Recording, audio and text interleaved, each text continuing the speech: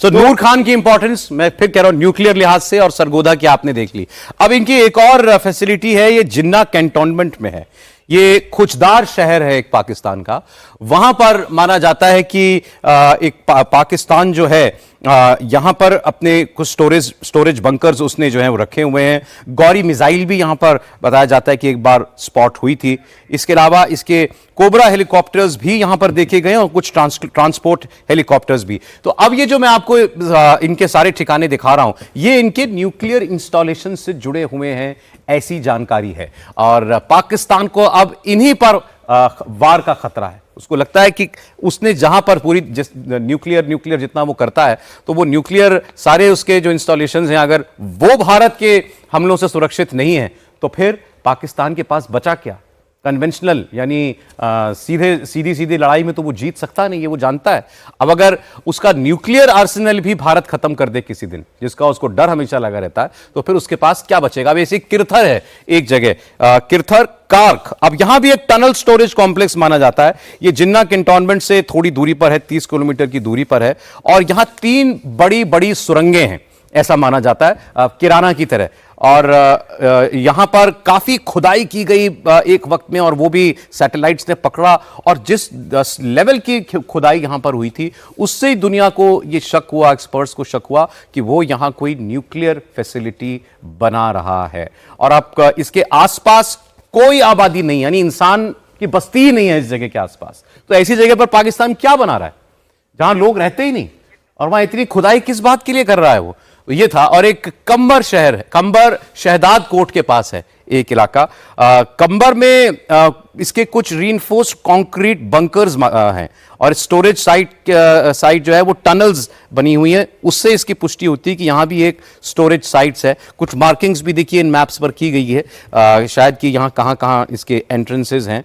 कई multiple entry और exit points हैं यहां पर, और इसके थोड़ी दूरी पर एक गैस फील्ड है। और ये एरिया भी पूरी तरीके से अनइनहैबिटेड है, मतलब यहां पर लोग मतलब रिहाइश नहीं है किसी की। तो ये बिल्कुल बियाबान में ये बंकर बनाना, बियाबान में सुरंगें बनाना, तो ये इसलिए दुनिया को लगता है कि यहां पर ये कुछ न्यूक्लियर रिलेटेड काम पाकिस्तान कर रहा है।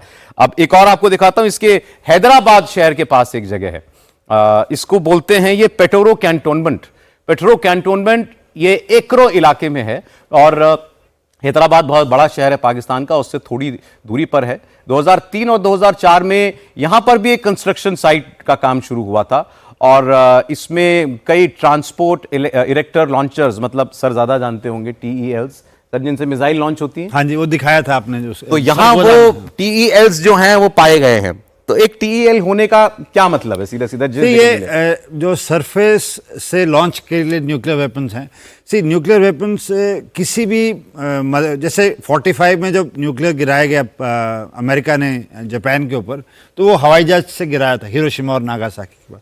बट पिछले 80 साल में अभी न्यूक्लियर वेपन्स किसी भी स्टेज से लॉन्च किए जा सकते हैं। वो सरफेस से लॉन्च किए जा सकते हैं मिसाइल के तहत। इसके पास क्या कैपेबिलिटी है पाकिस्तान के सारी है ना, इनके पास सरफेस है जो आप लॉन्चर दिखा रहे हैं, ठीक है। दूसरा हवाई जहाज में वो डाल के F-16 अनेबल करके डाल सकते हैं। तीसरा समुद्री जहाज से लॉन्च हो सकते हैं वेपन्स। ओके। और चौथा जो है, जो बहुत कम लोग जानते हैं, ये सबमरीन से भी लॉन्च हो जाते हैं। तो सबमरीन से न्यूक्लियर वॉरहेड लेस्ड मिसाइल निकल के जा सकती है। इसके पास ये सारी कैपेबिलिटी है। हाँ, I am not sure about submarine, but बाकी 3 हैं। तो ये है इनका इफेक्ट। क्या ये जैसे मैंने बताया एक एग्रीमेंट हमारे इनके बीच में है। हाँ जी। तो क्या दोनों देशों को मालूम है कि ये अपने न्यूक्लियर वॉरहेड्स कहां रखते हैं, कितने वॉरहेड्स हैं? IAEA का जो है मैंडेट है, उसमें जितने भी न्यूक्लियर कंट्रीज हैं उनको रूटीन से अपनी सारी फैसिलिटीज़ की इंस्पेक्शन और उसकी जो वो है कहाँ स्टोरेज है वो बताना पड़ता है। ओके। तो अब बीइंग ए रोग नेशन, आई डोंट नो वो कितना बताते हैं, और लाडले हैं उनके तो कितना दिखाते हैं वो मुझे नहीं पूछा जाएगा, क्या कितना पूछा जाएगा। उनके लाडले हैं। अब इस युद्ध के दौरान आप देखिए, भारत ने इतना दबाव डाला, फिर भी अपने लाडले बच्चे को उन्होंने IMF का लोन दे दिया। जो कि मालूम है किस प्रयोग में जाया जाएगा। तो शरारत करता है थोड़ी F-16 दे देते हैं, थोड़ी शरारत करते हैं AMRAAM मिसाइल दे देते हैं, थोड़ी शरारत करता है तो और दे देते हैं, तो वो उनका है। और सर हम लोग आज दिन में बात कर रहे थे कि पाकिस्तान की एक न्यूक्लियर वेपन्स एक्सपर्ट है, हमने उसका बयान भी दिखाया। उसने कहा पाकिस्तान की सेना को इस वक्त सबसे ज्यादा जो खतरा खाया जा रहा है या चिंता खाई जा रही है वो ये कि भारत और साथ में इजराइल कहीं उसके न्यूक्लियर हथियारों पर वार ना कर दें। आपने देखा था दिन में? देखिए सौरभ जी, यदि आप देखेंगे जो कैपेबिलिटी हमने दिखाई है वो तो कैपेबिलिटी है ही है, एक डेमोन्स्ट्रेटेड कैपेबिलिटी है, हमने वहाँ हिट नहीं किया। यदि आपने ये तो सारे मिलिट्री जो जानकारी रखते हैं उनको पता ही है कि उनके 3, यदि आप बड़े देखें, एक किराना हिल्स का आपने बात किया 60-70 के ऊपर, एक चंगाई हिल्स है, चंगाई हिल्स जो आपने हैदराबाद की बलूचिस्तान के आसपास जहाँ वो टेस्टिंग करता है, तो वो एक दूसरा है।